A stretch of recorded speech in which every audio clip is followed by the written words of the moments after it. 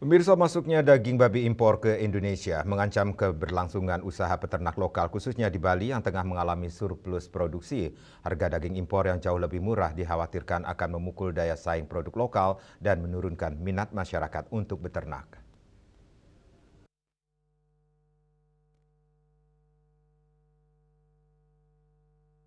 Masuknya daging babi impor ke Indonesia kembali menjadi perhatian serius terutama bagi para peternak di Bali.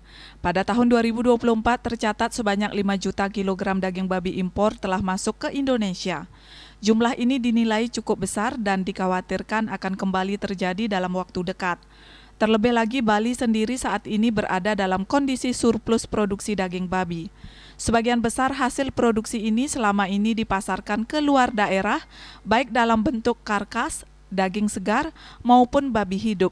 Dengan masuknya daging babi impor ke pasar nasional, dikhawatirkan akan berdampak langsung pada nilai jual produk lokal, karena harga daging impor jauh lebih murah dibandingkan daging lokal.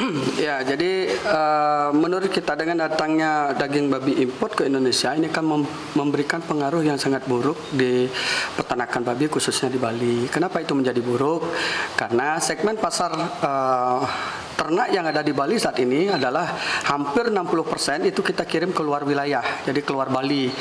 Daerah yang dituju Jakarta, Sulawesi, dan Kalimantan. Nah, itu serapan yang terbesar saat ini.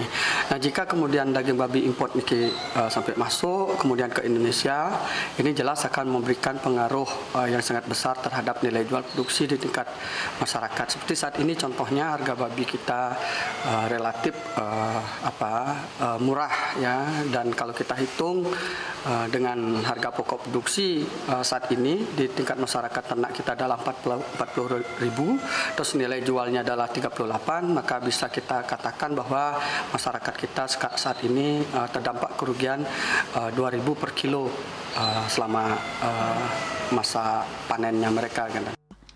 Perbedaan harga yang signifikan ini menimbulkan kekhawatiran besar bagi para peternak terutama dalam hal daya saing di pasar. Kondisi ini juga berpotensi menurunkan minat masyarakat untuk beternak babi yang selama ini menjadi salah satu sumber ekonomi penting di Bali. Yana, Bali TV.